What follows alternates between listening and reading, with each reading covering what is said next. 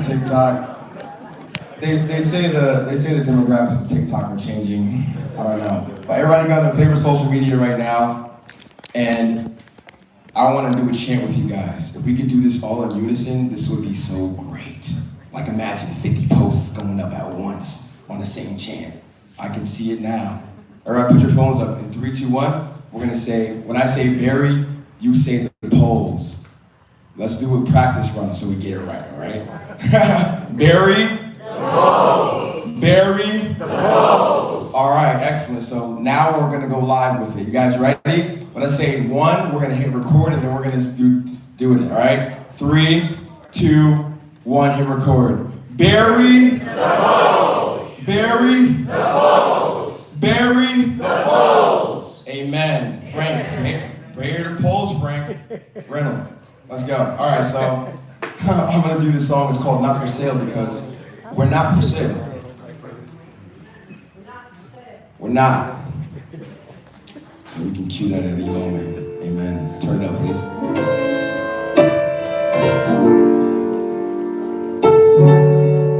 Through years of tribulation and trials, we finally earned our place. It's been a while. The praise of the mothers of the church. Mother Johnson, shout out. All the sacrifices made to build this house from the dirt. Or renovated it. Sticking to values, because we know our values. It's not for sale. Some things can't be bought. Some things can't be sold. One thing I know, we not for sale. You can't take our souls, no, no. You can't take our homes, no, no. We won't let it go, cause it's not for sale. You can't take our souls, no, no. You can't take our homes, no, no. We won't let it go, no, it's not for sale. They think our soul for sale. Look, they think our soul for sale. They must not know as well. They fail, not for sale. Look, it can't buy the movement. It can't buy the news clip. It can't buy the truth. It's not for sale. Look, but when it's for sale, like politicians trying to flip the wealth. I was trying to wish them well, but that seat they occupy ain't sitting well with me. I'm trying to tip the scale with my 2 cents. I ain't tipping well. Got God on the main line. Satan just hit my cell like give him hell. You can't take our souls, no, no. You can't take our homes, no, no. We won't let it go, cause it's not for sale. You can't take our souls, no, no. You can't take our homes, no, no. We won't let it go. Must not know. Shout out to Chidi. This is my brother playing the saxophones, smooth stylings of Chidi. We not for sale. Say it with me. We not for sale, no. Yeah, we not for sale. We're trying to buy everything we have. It's just another land grab. It makes me kind of sad because we not for sale. We're just freestyling. Amen. And I'm gonna leave the stage with this. They used to sell us as slaves. These days, they just selling us slave. Keep playing. Keep playing. Either way, stand with me and be. Come on, give it up for them.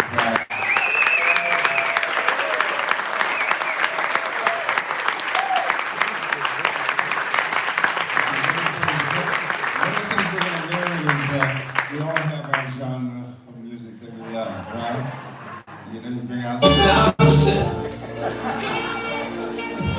it's not for sale. Remember that too, right? When someone asks you about what's going on, just say, it's not for sale. They used to sell us as slaves. These days, they just selling us hay. Either way, stand with me and be brave. Tell them put this on my grave when I say I'm not for sale. All right.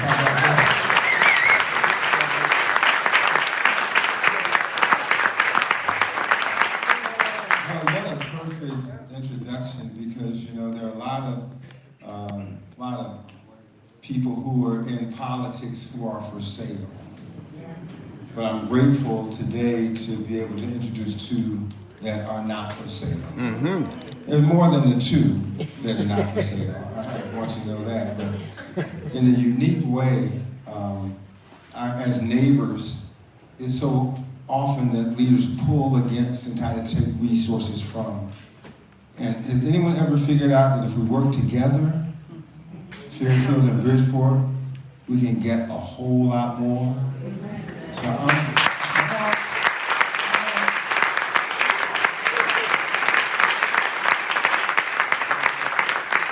we form the largest metropolitan area in the state of Connecticut together. We do. That means we got votes, we got it all, we just got to get them out there. So I'm going to ask these two to come together and figure out who goes first, second, or third.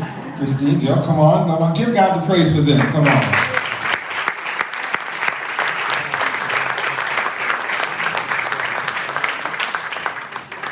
Well, thank you for the hospitality, first of all. And thank you, Empowering Fairfield, for bringing us all together and leading this fight from the very beginning.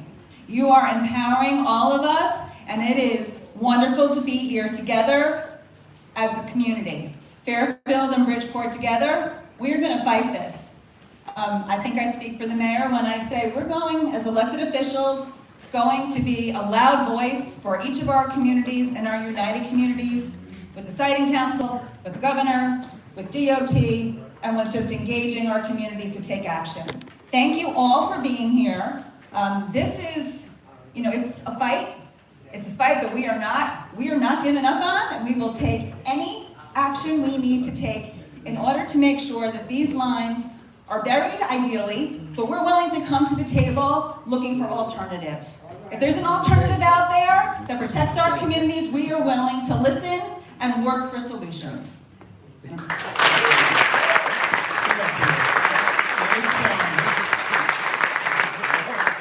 It's really important. And when you see, especially right here today, Bridgeport, Fairfield, the strength of any one community is hopefully powerful, but the strength of communities coming together in this number, literally here today. Thank you, Fairfield, for joining us at Silo in the south end of Bridgeport. And thank you for leading. It was Fairfield that took the lead, at least they brought it to my attention, along with others, and said, hey, wait a minute, do you understand what they're thinking of doing, what they're trying to do, what they might do to us with monopoles? You really need to take a look at that. So I thank you for that as well. Look, Pastor said it, and Steve said it, some of the interplay of this is just not good. It's very bad looking, at least. And the outcomes, the questionable outcomes of doing what's called a 180-degree turn or change of opinion without any public disclosure, transparency, documentation, epiphany documented, or anything that says we're going to go from yes to no on something that impacts tens of thousands, hundreds of thousands of people, businesses, historic, religious establishments. Pastor, how many years did you say? 85 years. And Pastor, thank you for being such a great steward here for decades for Shiloh. And right through, many of you know the Barnum Museum, and I know some of the spots in Fairfield throughout. We're very committed in Bridgeport.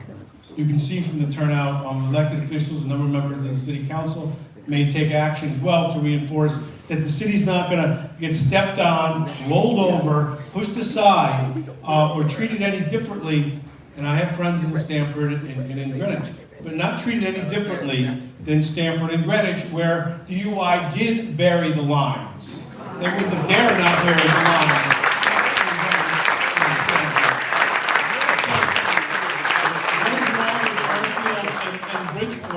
I don't believe the mathematics that they're talking about, the costs, and if you can do it in one community and not do it in others. I hate to bring this up, but Steve mentioned it, and it's worth bringing up because of the context of who we are and what we engaged in your office with the senior officials, not just elected officials, but senior officials from the power company, the public utility company, who are regulated by publicly appointed officials that are supposed to, at the very least, balance the interests, if not protect, us, the individual citizens, and dare say the ratepayers, the ones that pay. And they, the word disdain, and you've heard me use, I think we both agree, arrogance, was completely uncalled for and inappropriate by them. An insult to every one of the elected officials, and many are here and others, that were in the room in good faith trying to say, we want to work towards a solution. We don't have the answers, and we're not going to compromise the best interests of the people we represent. We understand that this is a contentious, continue this. There's been demands for freedom of information through the state commission, put to this as to what happened, how they could possibly change their views and opinions, and they've rejected even that level of transparency. So it's very concerning. We've all spoken, I know a number of us here individually spoke to the governor and asked that they not vote, and asked if he would intercede, at least verbally, which he did, and we all appreciate that. That gives some time, and we've tried to act, certainly as the stewards of the public interest, but as good stewards in trying to at least put forth constructive and substantive ways, maybe things that we could say would work. I don't know what else we can do after that, or maybe in addition to that, we're in court. I know we in the city of Bridgeport will be in court, I believe as well, and we're not going to let this thing go away. So thank you for this. I know there's so many others who are going to speak, Pastor, justifiably so, to play an important role in this. Thank you, and the religious leaders, for your continued leadership and participation in this as well. Thank you.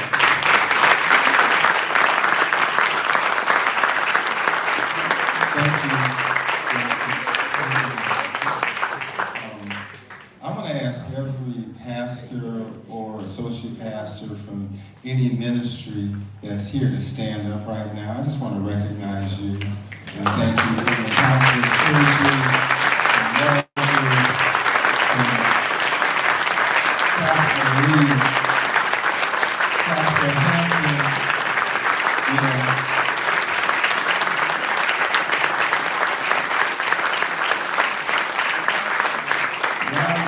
When I was a kid, they used to sing a song, red and yellow, black and white, we are precious in His sight.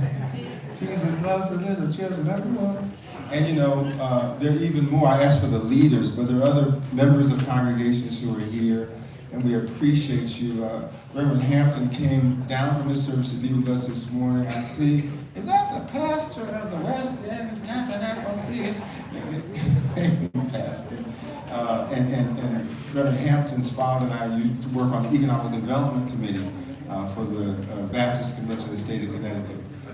So I just want to honor those men and women who serve us in that respect as well. And also Andrea, she's married to that guy. You know, I don't know how you can do it, but stand up. So you got to stand up. That is a power couple over there. Come on, give it up, give it up, give it up. Give it up. They are working hard for no money. Yeah. We wouldn't be here without you. We wouldn't be here without you. Father Sergio is here. He's the other partner in the South End. And needless to say, with all the things that are going on in our society right now, for people who might be from somewhere other than Florida, amen. Y'all to get that on the way home. Then all of the people of that ministry can't always show up. But you know what? He's been a friend. Dexter Upshaw used to be in that space. Pastor Dexter's our boy. But Father Sergio has come on and done such a tremendous job in this community of getting kids off the street. Father Sergio, won't you come?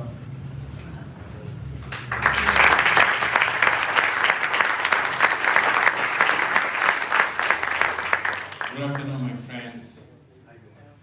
Reverend McCluster, thank you so much for hosting us and having us here in this house of worship. Thank you, Steve, Mayor Ganning, and all the authorities and brothers and sisters. I will not be long. I just want to say that I am representing my congregation, the Free Methodist Church. We are here in the neighborhood, 130 Gregory Street, and as you may imagine, it's not too easy these days to convince our flock that they can come and be comfortable. It's hard to discern today for some people what is a true invitation, what may be a trap. But they sent me as their pastor to check it out, and I'm going to go back to my church and say, don't worry, it's for real. We are safe. We are my friends. And we are not for sale. That's for sure. Our values are not for sale. No matter what religious tradition may come from, but if you believe in God, you know the God of all faiths loves people. He loves people. And he values people. So that's what it's all about. We're talking about values. The way God looks at creation. He doesn't put a price on us. He values us. So much so that, according to my Christian tradition, he sent his own son to die on the cross because he saw value on us, on ordinary people like you and me. So some people try to place values on our churches and houses of worship and synagogues and houses and businesses, but it goes beyond price. There is a value connected to our neighborhoods that cannot be bought. So we're not willing to sell our churches and businesses and house of worship and homes because the value implicit in it. An 85-year-old minister, for instance, you cannot put a price on that. You have to value that. And if you value, you have to respect. You cannot put a price on our houses and businesses here in the community throughout Bridgeport, Fairfield, Southport. We're talking about families that worked for many, many years to build their houses and to establish their businesses. No one can put a price on that. But it should be valued. And again, if you value our community, you won't dare put a price on it or try to remove it. You respect it. So I'm going to go back to my people and tell them that we join forces with people from all traditions and colors and economic backgrounds, our neighbors in the area. And please count on us. Next time I'll come with a lot of good people with me.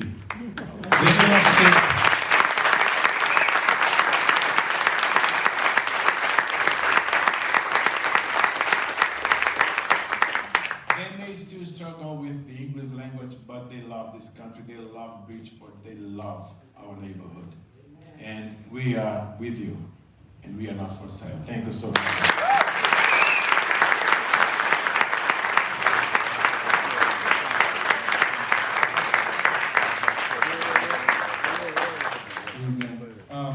I know that both the co-chairs of the Council of Churches were here this afternoon. You're just in time, Senator Gaskin. Don't go anywhere because I have this agenda, but protocol says that the higher ranking officials go before the other ranking officials. Amen? Amen. I was taught right, you know. And there have not been two stronger supporters of what we've done. You know, before you were there, Pastor Senator Gaskin, Tony Huang and I have been getting into good trouble for quite a while in this community and in this state. I'm an independent, he's a Republican, you're a Democrat, we're all here. Tony Huang, Senators Tony Huang and Senator Aaron Gaskin. Come on up together here, guys.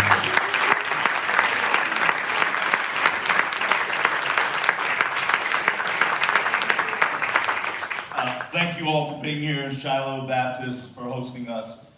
But before I start, if I may, let's pan the audience here and let's tell Governor Lamont and the Siting Council that we are not for sale. Give a shout out.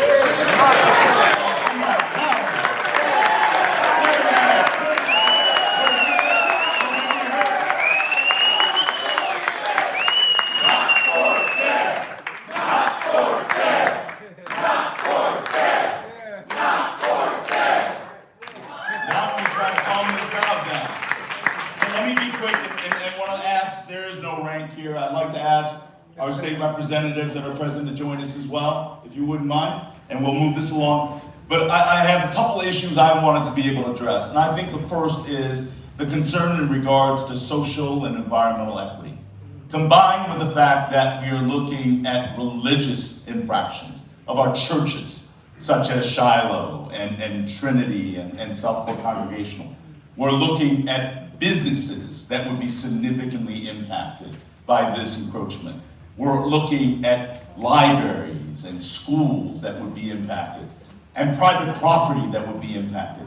It is clear this needs to be an issue of social and environmental and justice equity. So that's the first issue that we need to consider. I think the second point for me is the numbers do not add up. The numbers do not add up as being presented by UI right now and the previous docket analysis.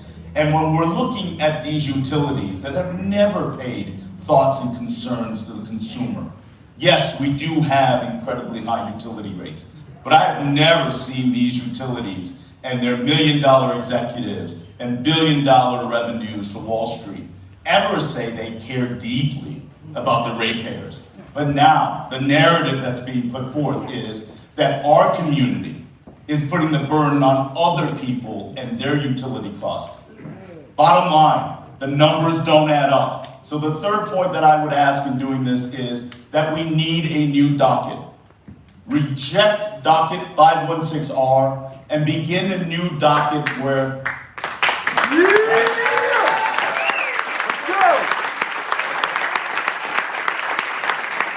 because transparency, due process, and accountability has not been evident by this entire process. The reality is we've never had a verification of data. We've never had effective cost analysis. Go back to the drawing board, begin a new docket, give people the voice. Because simply put, the integrity and the credibility of the Siting Council, and I want to ask the governor to hear us loud and clear, the integrity and the credibility of the Siting Council is deeply in question. So the sense of urgency we have is on October 18th, the Siting Council will be casting a vote. I would ask that they either delay it or reject docket 516R and begin a new docket. But the bottom line is we're standing here in a truly bipartisan, bi-collaborative basis to say this message. We are not for sale and the community will be heard. God bless you all. Thank you so much, Senator. And to all of my colleagues who are standing here on today, I will be quick. I heard Pastor McCluster say that pretty much every community needs an angelic troublemaker, and we're blessed to have him in this community making noise. I believe I read somewhere in the text where it said that even if Jesus has to ascend to hell, he's there. So what we're saying, even in the church, hell no, our communities are not for sale. We will not stand for it, and we'll continue to fight because our communities are not cesspools where you get to come and dump your litter. So what we're going to say today is that the city of Bridgeport and Fairfield are standing up because this is what power looks like. I always say that politics is the process by which we choose our elected officials and we hold them accountable to the constituents that they represent. You are the constituents, and without the people, there is no government. So we say to the governor, we say to those that are representing our towns and our municipalities, raise your voice like a trumpet in Zion and let them know that we will not stand for it and we will not stand idly by while you do what you want to do, while you try to sell our properties, while you try to foreclose on our churches. I come to tell you that we come today to raise holy hell to say, no, we will not stand for it. The last thing that I want to say before I take my seat is this. Somebody said the math ain't mathing. So I'm going to use my vernacular to say the math doesn't add up. Statistics don't lie, but liars do statistics. We're calling you out to let you know you can do it cheaper, because if you can do it down in Greenwich, you darn sure can do it right here in Fairfield County where the people of Bridgeport matter, where the people of Fairfield matter, and we are not some savages that you can treat like a dog. We are human beings, and and we deserve dignity and respect, and we will not stand for anything less than dignity and respect for the people in this city. We're not just Democrats and Republicans. We are human beings who care about each other. It is about building that beloved community, and this is what community looks like. Thank you for standing up. Thank you for lending your voice, and let's keep on fighting.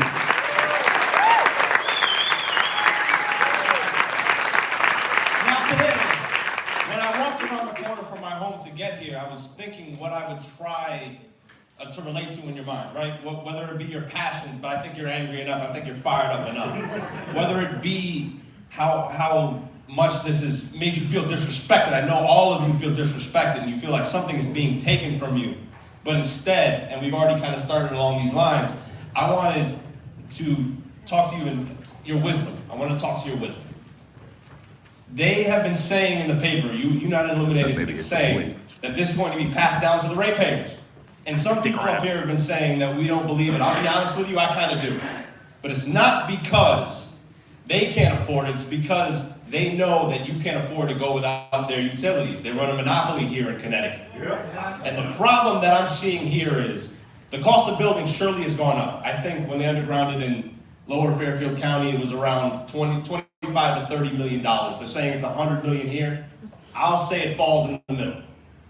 But the rise in the cost of building is not kept up with the rise of the cost of living. How many of you in this neighborhood have had a problem buying a carton of eggs, have had a problem buying gas, getting your kids in daycare, figuring out how to live your everyday lives? Yeah.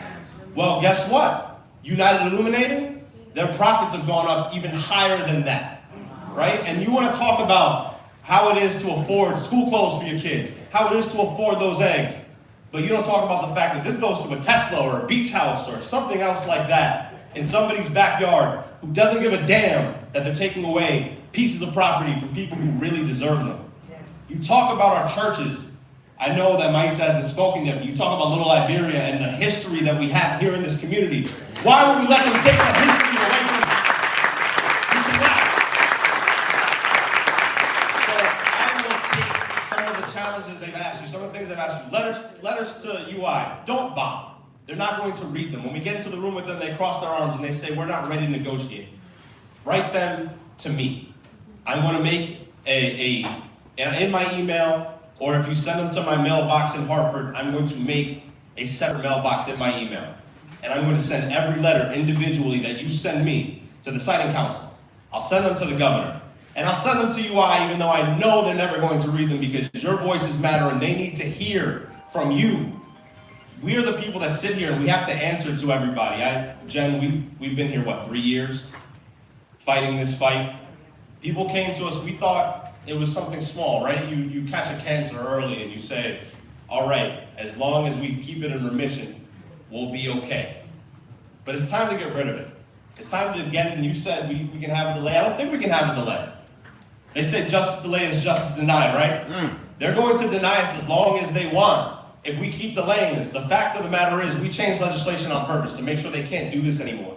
And as long as this docket remains, they can continue to do what they're doing, but they reject it. If we make sure that your letters and your voices are heard and they reject it, they can't do this again. So I ask you, please, raise your voices not only in this room, not only for these 2 hours that we've been here, but make sure that everybody at that Siting Council, all 4 members, and the governor hear you loud and proud. And the governor has been a great supporter. He needs to continue to support. But send us your letters, and we'll send them to everybody who needs them. Thank you.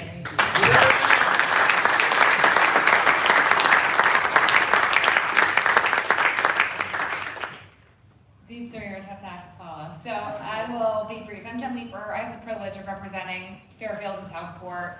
The entire length of my district is impacted by this project proposal. And I just want to thank you for welcoming us into your home of worship. It's so powerful, and it's particularly powerful because I truly do believe God has moved through Steve and Andrea Ozick to unite our communities in this way.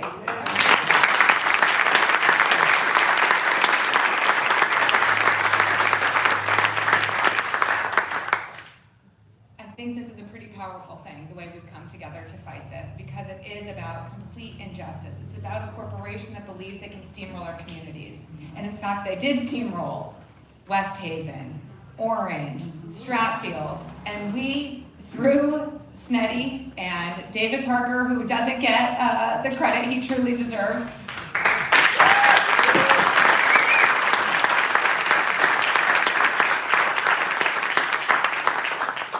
faith leaders in Southport, the Pequot Library, and Stephanie's not here, but she's been a champion alongside us for over 2 years now. We've united this group, we stopped UI in their tracks, and we made them hear our voices.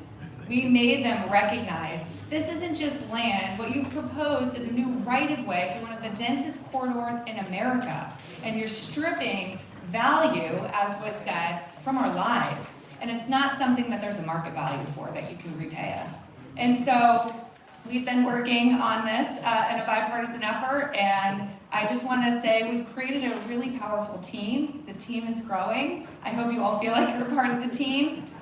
We're going to continue to fight. I've been incredibly grateful for the late Bill Gerber, who fought like hell, honestly.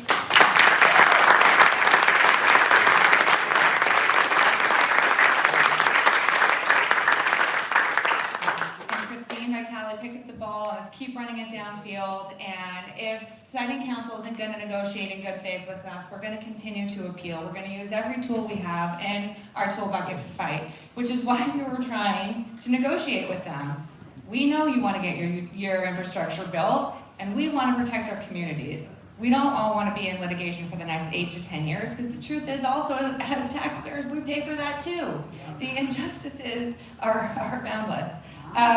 And so it's just been incredibly frustrating, but I couldn't be more grateful to be in this fight with you all, and I look forward to, as soon as we walk out this building, the fight continues. So just thank you for having us and for raising awareness and ensuring that UI, the governor, and the rest of our communities hear us taking this stand. So thank you so much.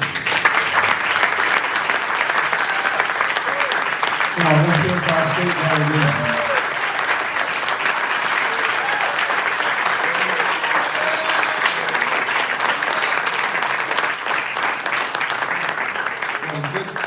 Who you're in the foxhole with, isn't it?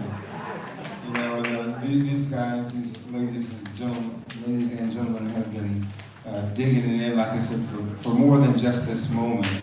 Now, how many of you went to a house of worship yesterday or this morning? Raise your hand. There's a reason for this, okay?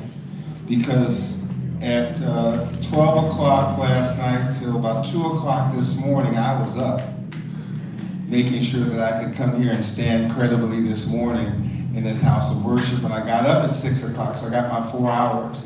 And I got 2 of my colleagues back there, with all due respect to my city council people, who also had that same journey last night. It's what happens to us, you know, especially when something like this happens, because we don't want to give. So I'm going to ask the shift of order. If you guys would come now. Together, I want to let me get it right so I don't mess it up, because I'm not good. I almost forgot Matthew's name earlier, you know. Reverend Laura Whitmore from the Southport Congregational Church, and Reverend Matt Lindeman from Trinity Church. Come on, give it up for them.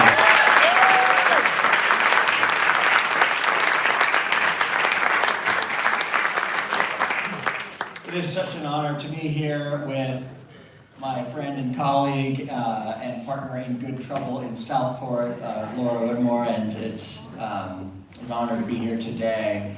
As an Episcopal priest, we're bound to preach a lectionary, right? I don't get to pick my greatest hits of readings that I get to work on. For those who do, that's amazing.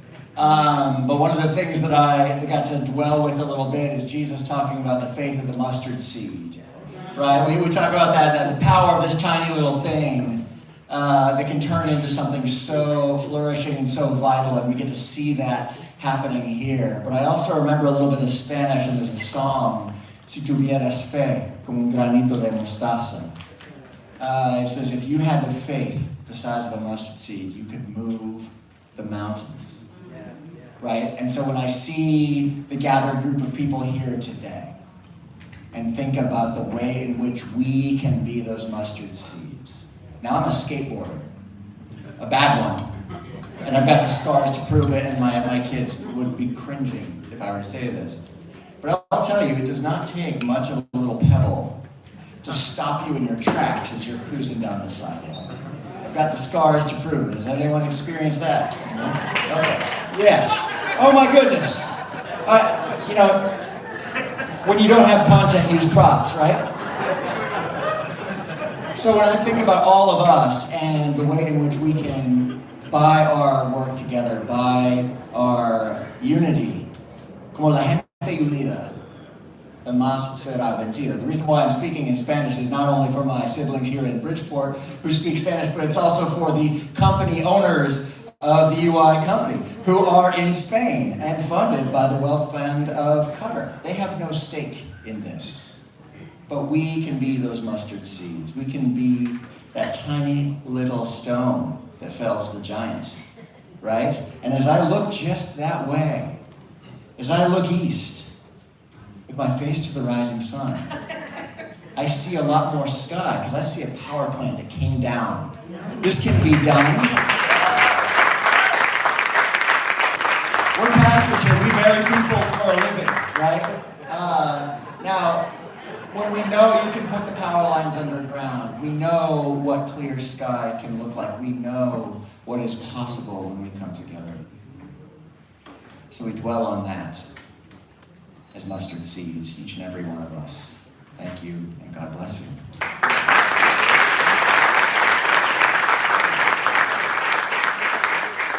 I just want to say thank you so much for inviting us here, and thank you to all of you Shiloh Baptist Church members for having us here. As Matt said, I'm Laura Whitmore, Associate Minister at Southport Congregational Church. And I want to talk, there's no new news here, people, but I wrote my stuff, so I'm going to give it to you because it's really important. It's really important to stand together for justice, to stand together for rights, and to stand together to protect our holy places. And we're here for a very simple reason, because United Aluminum plans on taking our land, and the Siting Council plans to give them that right.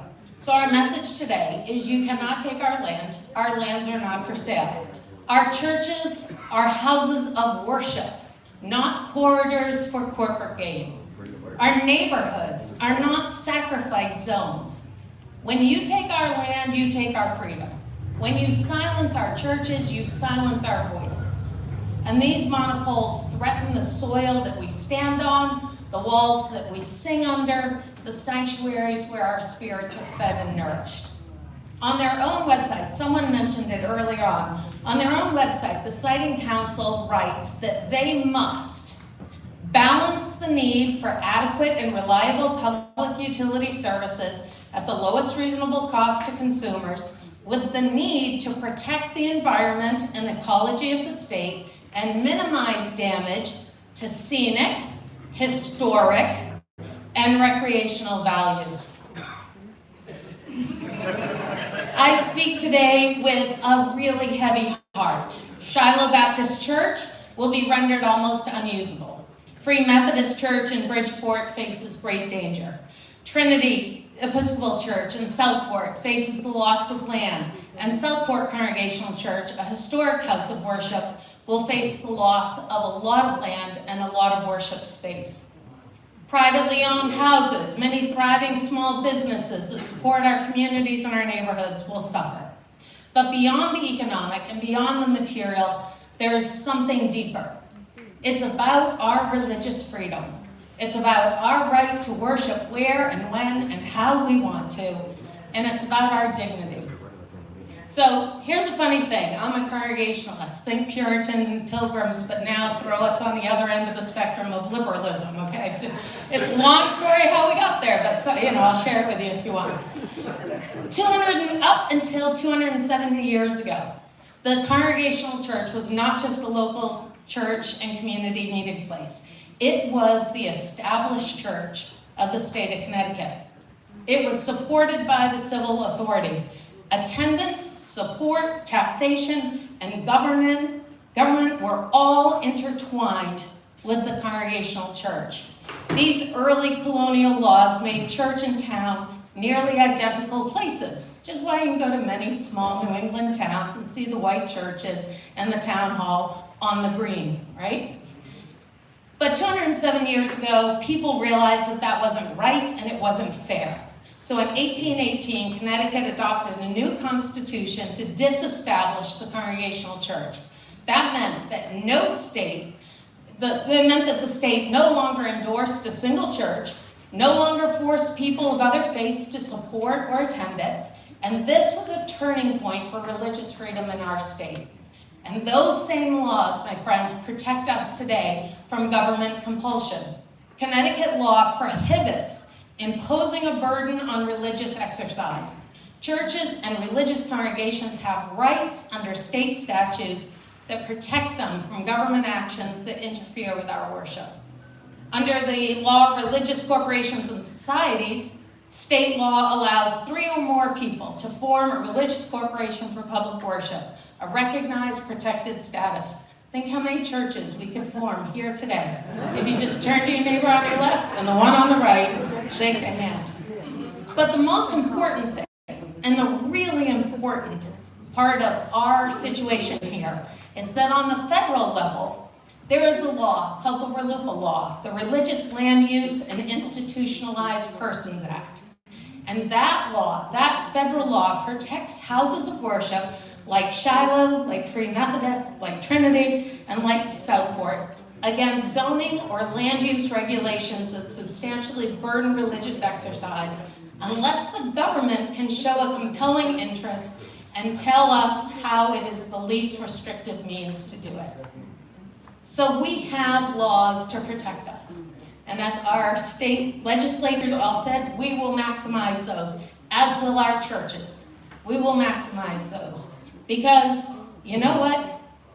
At first I thought you messed with the wrong town of Fairfield, till I met all of you from Bridgeport. And now I realize you messed with the wrong city.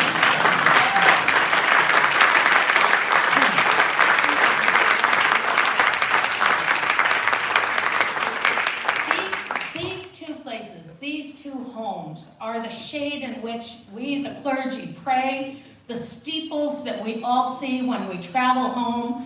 And by the way, the monoples in Southport will be higher by, I can't even tell you how many feet of every steeple, both our steeples in Southport. Our churches are the places where our voices are raised in prayer and in song, in Shiloh, at Trinity, at Free Methodist, at Southport. It's the classrooms where our children learn about love and justice and history. It's the gathering places for those who are marginalized and economically disadvantaged and overlooked. It is a place where our immigrants and our vital working class can all come together to worship the God that we love. And so we need to rebel. We need to rebel because this is also about equity. And too often, infrastructure burdens fall on communities already bearing unjust burdens, environmentally, economically, and socially. Churches and communities of color have long been pillars of resilience and hope amidst this kind of oppression. We cannot allow them to be further harmed. We cannot allow any church to be harmed. And so we are proud to stand today as clergy in support of all people, of all races, of all faiths, in all our communities. And I'm just going to jump forward. When we were in Hartford, I was opening the rally in Hartford, and I was impassioned, asking a question. Where does a multi-billion-dollar gorilla sit? And the answer is, anywhere it wants to. Except the multi-billion-dollar gorilla is not in charge of our Connecticut lands. The multi-billion-dollar gorilla cannot sit on our churches. It cannot sit on our private property.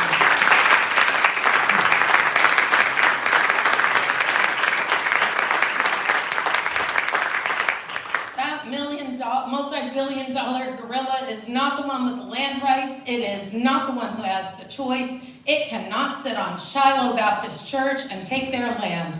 That multi-billion-dollar gorilla cannot stand, sit, or squat on the Free Methodist Church and take their land. That multi-billion-dollar gorilla cannot sit on Trinity Episcopal or Southport Congregational Church and take our lands. It cannot sit on old homes. It cannot sit on personal businesses. It cannot sit on our town's open spaces and protected lands. As citizens of Connecticut, we have choices and rights and ownership of our land. And I'll just close, because I'm also a minister. If you didn't know we're preaching, I don't have to follow electionaries, so I can throw anything in I want to. Jesus said, render unto Caesar what is Caesar's and render unto God what is God's. Our churches and our ministries, they are God's. They are not Caesar's.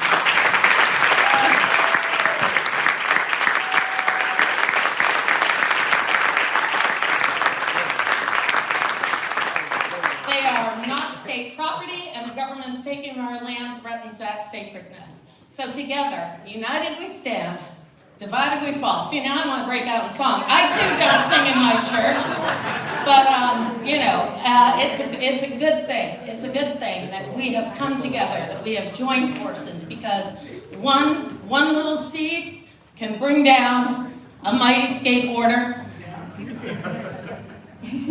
and others, but many seeds laid along the same path, we can take down anything our hearts want us to. So God bless Shiloh Baptist Church and Free Methodist and Trinity, and let us continue, because our lands and our churches are not for sale.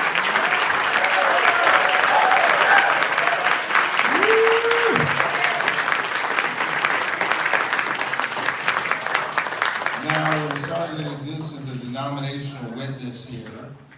It's a denominational witness because some traditions stay in the house longer than others do. So you can tell where you worship by what time you leave here today, all right? I'm just in my second, I'm just kidding.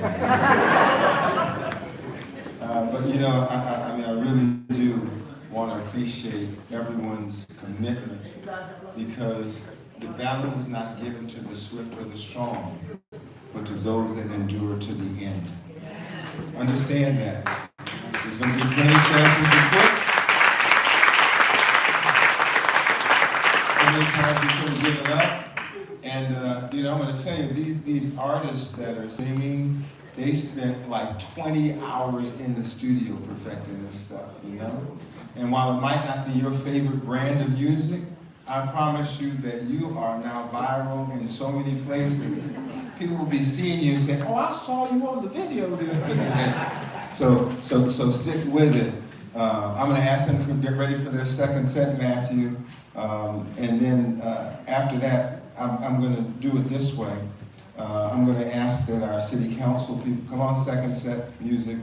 Then I'm going to ask that our city councilmen would come, and then Michael, and then I saved Maisa Tisdale for last for a reason.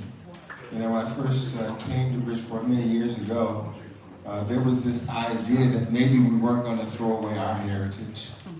And Charlie Tisdale, my goodness, who has done so much for this community in so many ways at that time, was part of the championing cause for that. And so when you talk about the Freeman homes, and you're talking about an amazing story that's a national treasure, and it will be a national landmark. Amen? Amen. So, yeah, you can clap for that, a national landmark.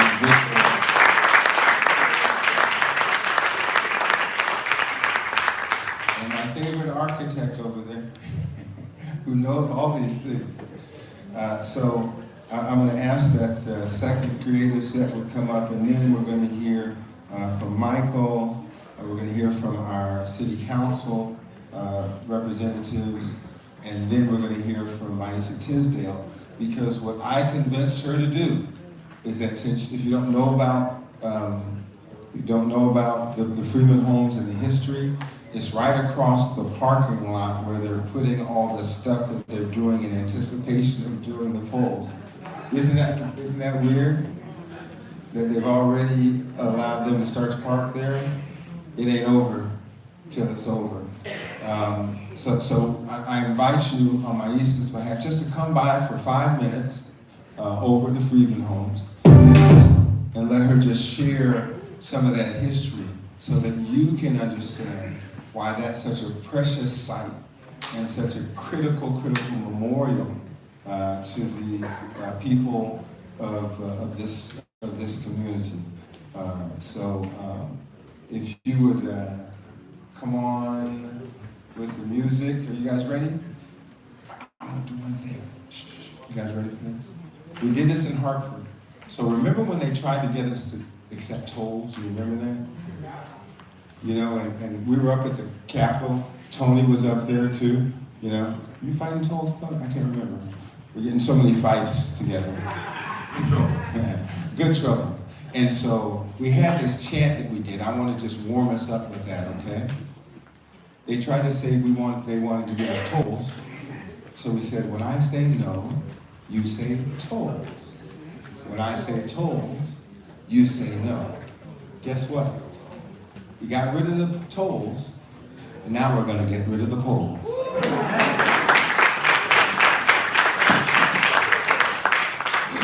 when I say no, you say polls. When I say polls, you say no. No. Polls. Polls. No. No. Polls. No. Polls. Polls. No. Polls. No. Let me just say this. You're not going to scare anybody like that.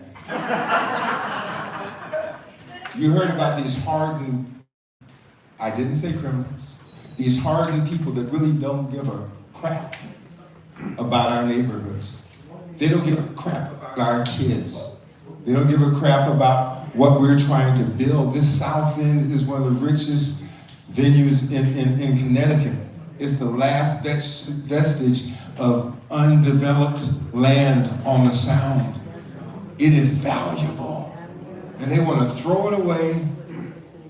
And then one day they'll say, well, you know, just like they did with the old electric poles that they put out and said, it's not going to bother anybody till people start getting brain cancer. Then all of a sudden it's, oh, we didn't know. Because they don't tell us doesn't mean that they don't know. So when I say no, you say polls. When I say polls, no. No. Polls. No. Polls. Polls. No. Polls. No. No. Polls. No. Polls. Polls. No. Polls. No. Come on, give God the praise and come on, team, let's get this music kicking.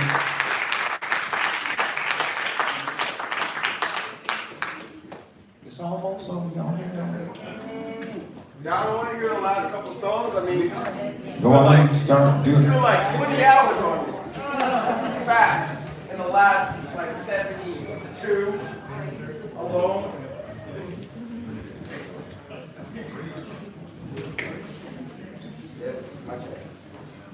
Hello everyone. Hey! My name is OCIAL. I make music and you can find me on all streaming platforms. I was invited by Matthew and the whole church to come, and I appreciate the invite. Because we did make some good music in the last couple of days. Literally wrote it. Turn it down a little bit. Turn it down. In the same day, so just listen, you know, because we got a lot to say. Yeah, turn my mic a little bit. Yeah, I can flow back and forth because I'm really I was on this track as like a moral support in the background, you know what I'm saying, doing a lot of the background highlights and the vocals, so I don't really need to be up there, but I love being up there, you know, on moral support duty, MSD. Oh yeah, we turn these down, these are like, you feel me, and this is where the main track is controlled, all you hear. So we switch between those two, yes. And yeah, that's what the nonprofit does anyway, McCluster Court. We teach media, as I was just doing. So, y'all just caught a live little lesson, little sauce on how to get the vocals right. And now's the time to play, if every time was, ever.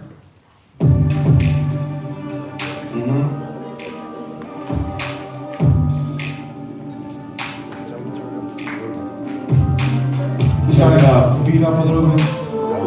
Yes, sir.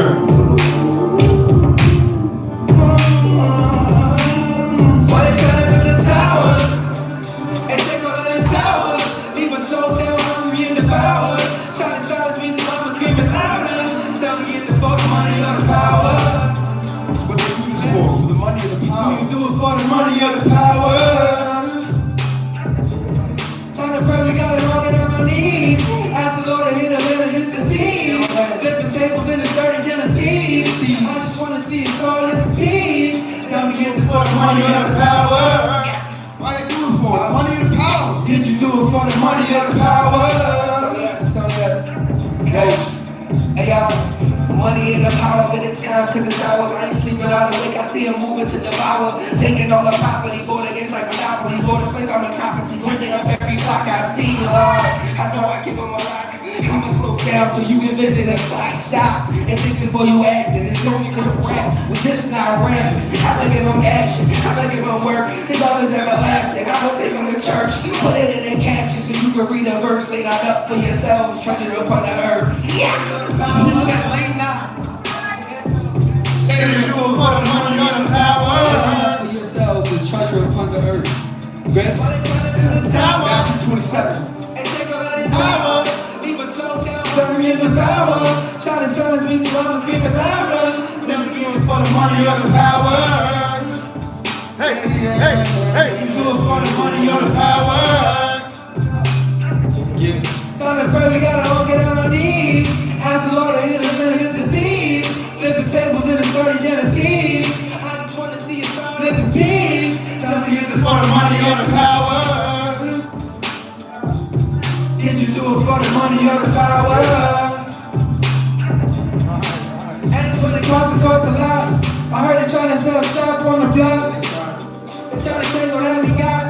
I don't think they even care if we drop. Tell me how we gotta fall for the plot. Wanna know, gotta ask, gotta seek, gotta knock. You gotta answer this question. You gotta go seek for it. I don't think they wanna tell us what they know. Yeah. They're doing it for show. For sure. It don't matter if you're young or you old. Don't matter. If you're rich or you're poor. Choose now, we stay where you go. So many paths, you gotta choose the right road. So I don't wanna build a tower and take all of his hours. People slow down, hungry and devour. Try to silence me, so I'ma scream it louder. Tell me is it for the money or the power? Tell me do it for the money or the power. It's time to pray, I don't get on our knees. Ask the Lord to hit a land of this disease. Flipping tables in the 30 and a piece. I just wanna see us all live in peace. Tell me is it for the money or the power? Is it for the money or the power? Did you do it for the money or the power? Ask them why they do it. Why they do it, Frank? Thank you all for being here today. God bless you. We just wanted to know, this song is really about, like, we were really wondering in the studio, why would they do this? It's gotta only be for three things. Greed, the hunger for greed, money, and power. So we had to ask the question, right? And the truth will set you free. The truth will set you free. So I think let's hear it for him one more time, you guys. Any of you guys that have kids or grandkids, you get this tape and put it back to them. You know, this is live broadcast, so it's live. You'll be able to look back at Shiloh Church BPT YouTube channel, and you'll see clips of it. Share it with your young people and watch and see. They'll think you actually are cool. Okay, I'm helping somebody here, you know. So I want to go in the order that I mentioned. Michael, if you'll come, just done great work. You know, really have put something together down there, Michael. That is worth. I mean, you put the work in. Come on, give God the praise.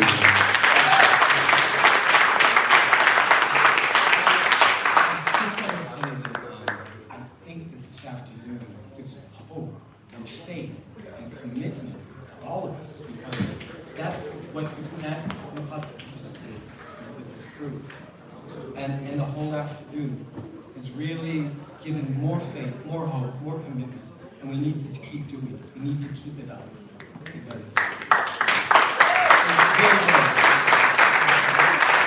and with that, I think hope and faith and commitment are kind of like what happened with my partner and I 10 years ago. But a filthy carcass of a building just a few blocks away. It had been empty 40 years, dead. It was dead.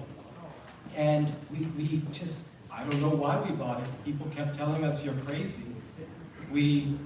But the both of us have a a faith that Bridgeport's different. Bridgeport's incredible. It's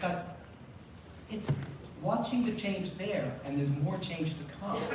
So we bought it 10 years ago. We've been through trials and tribulations, and then COVID. But we opened it, and we opened it with 40 artists. We have galleries, we have art shows constantly, at least 10, 12 a year. Last night we had a gala where we raised lots of money for a charitable organization here in Bridgeport. And we have all kinds of people. We have people from New Canaan. Well, some of our artists here from New Canaan who comes every morning because she loves being in Bridgeport. We have people who have actually come from other towns during COVID. They lived in big houses. People came to them and said, you know, why would you sell your house? They sold their houses and they moved to Bridgeport. And because Bridgeport, it's coming from New York, I love it because it's a small New York. It's got everybody knows each other in a certain way. It's that way. It's a community. It's a good community. So anyway, we opened this place that we have shows. They're nationally acclaimed. We got the Preservation Connecticut Award for preserving a mill. They thought it was such an admirable thing to do that they told Historic New England, which has never had any luck in Connecticut, and we hosted 100 people from Historic New England to try and do things with mills, adaptive reuse. So I think we've done a good job. But what I want to say is that this whole thing is stopping. It's freezing everything along years. Nothing is happening along here with people who want to do other things like that. So this whole area is frozen. And it will be frozen until this is solved. And that's not right, because the city of Bridgeport makes Bridgeport a more interesting place. And they want this to change. So we have to really support them in trying to get rid of New York. It just seems really un-American that private homes, private businesses, and churches can be seized by a foreign entity. I don't know how that's happened and how it's still happening, but it's wrong. So I got a little inspiration from that. And the rapper Ice Cube had a song years ago called "Check Yourself Before You Wreck Yourself."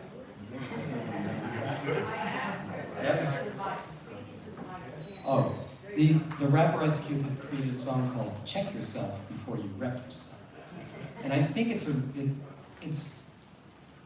people here can tell me better, but isn't it like from the prophet Amos, like woe unto you? I believe it is, where you want to be reckless, you want to do these horrible, greedy, stupid things, and you're going to wreck yourself as well as others. And there's got to be some kind of payment for it. You can't just do it and think that you're going to get away with it. So that is why I'd like to ask the members of the Siting Council, Franklin Reynolds, the CEO of UI, and Governor Lamont, to check yourself before you wreck yourself.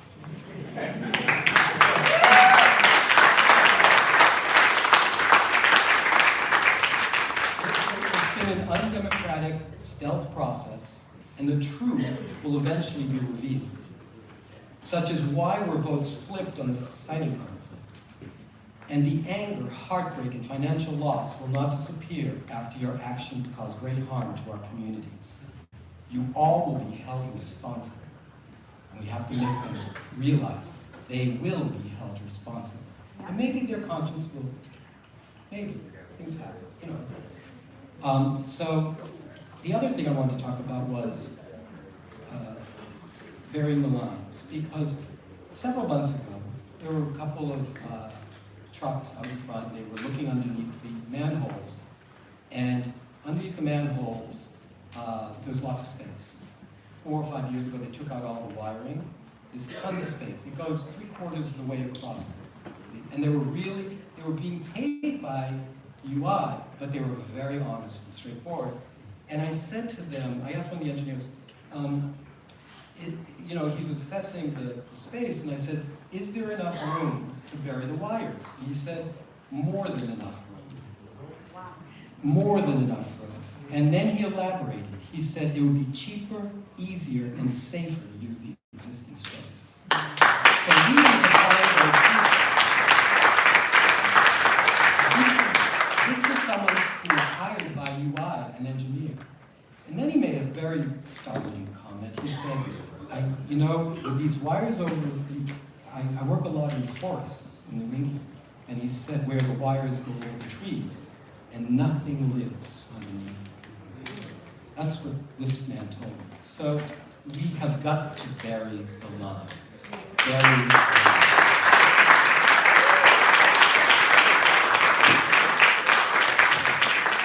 So now our city delegation, won't you come? I want you to be last, Macy, so we can just follow you out. I'm only going to take like 15 minutes. Good afternoon. My name is Scott Barnes. I'm City Council rep from the 130th District, which includes Black Rock and the West Side. And I'm here with Councilwoman Dasha Spell, representing the West Side and Brooklyn. Councilman George Cruz, who represents the South End and downtown. And his partner, Denise Taylor-Moy, is doing advocacy work up in Hartford today, so she's not here. And I'm here in part to speak on behalf of my state rep, Steve Staffstrom, who has worked with the other state level delegates to make sure that we get what we are aiming for, which is to get the lines under the ground and not up in the air. So just from a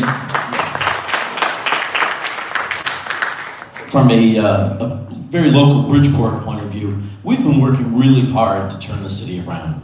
The coal plant came down, and that's a step forward. We've got a new natural gas plant, that's a step forward. We've got a thermal loop, which is gonna bring heat and hot water to major city locations like the new Bassett High School. That's a visionary step forward on how we can take care of our energy needs. And putting the poles up in the air, to me, is just an unimaginative, simple solution for a company that's based an ocean away. So we've been working hard, the council's been working with our state delegation, with our administration, and we just want to make sure that everything is done right and that we can move forward. Because one other fact I just want to share with you, Bridgeport's only about 16.5 square miles. We are small physically. And only about half of that, only about 8 square miles is even developable because the rest belong to governments and schools and parks like that. So if UI wants to come in and take away even more of our land, more of our area for development, it's just gonna harm us. It's gonna harm those who own property now, and it'll stop anything from moving forward. And as I said, we are moving forward. Things are getting better here in the South End. This project would affect my district. It would affect Councilwoman Spell's district. We're the ones who are gonna feel the brunt. And we can't, because we're trying to grow Bridgeport and make it stronger. And with Bridgeport is stronger, the entire region is stronger. That's why I'm so pleased to see us all come together.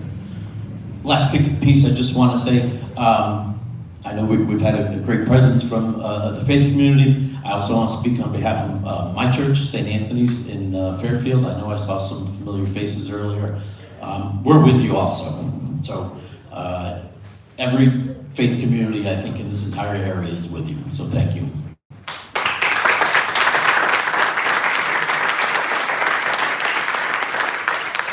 I could be in the middle. Ooh.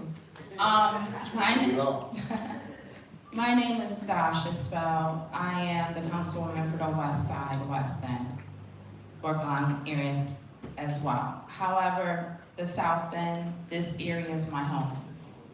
Right over there used to be Pequanix. That's where I was raised, in Pequanix, right?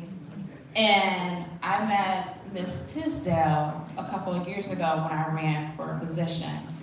And we sat down and she told me about Little Liberia, the history of how this community, I'm not gonna go into full details, but the history of 2 Black women Then you have the Underground Railroad and Harriet Tubman.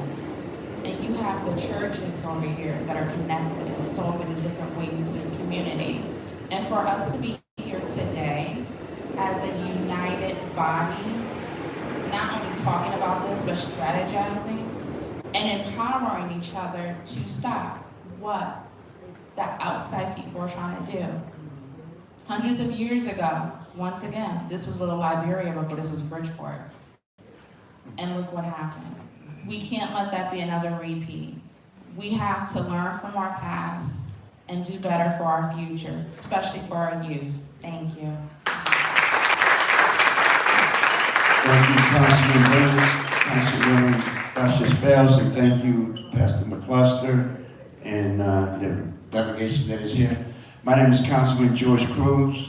Councilman Burns, Councilwoman Tasha Spells basically articulated what's going on in the South End that could have a profound effect and good benefits for the city of Bridgeport as a whole. But right now, the greedy people want to come and take away that progress that's being made here in the city of Bridgeport. It's unfortunate and it's sad. And because I am standing in the church, I have to be careful how I speak. Because I'm a very passionate individual and out of respect of this church, I am going to respect. But this is one thing I want to say. We cannot allow the greedy folks to come in here and tear us apart and take over our land. A sacred land that has been here for so many years. It got a historic value of people that came through here. As Councilwoman Dasha Sparrow says, and as Council Burns has stated, and I'm sure, I call her the governor Maisha, of the South End, because she is so informed and been a strong fighter for the South End. Much more knowledge than the council person itself.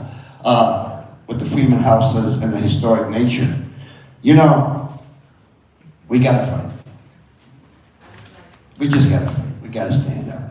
And I'm just sick and tired of the rich folks and the billionaires dictating and doing what in the world the hell they want to do. And take over us, just push us. Just the way like we don't exist, like we're not valuable. And I'm very sick and tired. Sick and tired. But listen, I'm gonna close with this. While everybody was worshiping this morning in the house of God, I was in the house of washing clothes in Fairfield. All right? And I thank God my pictures are playing at 8 o'clock tonight instead of 4 o'clock. But I want to get home and watch my Yankees game. And I want to thank each and every one of you for being here. We are here, and on behalf of my colleague, Denise Taylor Boyd, God bless her heart, she's out there advocating for the moms against gun violence. And again, we must keep this fight up. I want to thank each and every one of you, and thank the delegation, Pastor McCullough, Senator Kwan. He's outstanding. This gentleman right here, this man right here, I met him in Fairfield at the library. We were talking about overdoses. And ever since that time, I got a great deal of respect for him. It doesn't matter if we're Republican, Democrats. A human being who's got a heart, is passionate, he cares. That's what I love and respect about you. Anyway, thank you.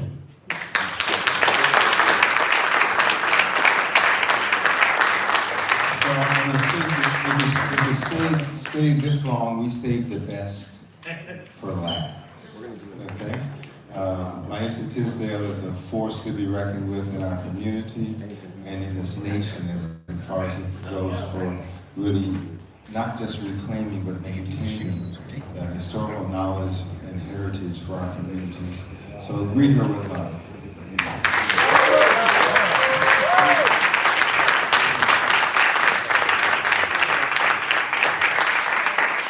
So no pressure there, but saving the best for last. Especially, I'd like to thank you for staying here all this time. And I wanted to talk to you, and we can walk across to the houses, but I also wanted to talk to you a little about the whole UI monopole debacle, because the past, the present, and the future are all wound up into one, right? So, my mom would have said the Lord works in mysterious ways, because over 2 years ago, Kathy Marr, the director of the Barnum Museum, and me, the president of the Mary and Eliza Freeman Center for History and Community, went out to Westport to a colleague's retirement party. And we're just, having a good time talking, and all these folks from Fairfield came over to us and said, it's a horrible thing what they're doing. We're like, who's doing? They said, don't you know about the monopoles? They're going straight through Britain.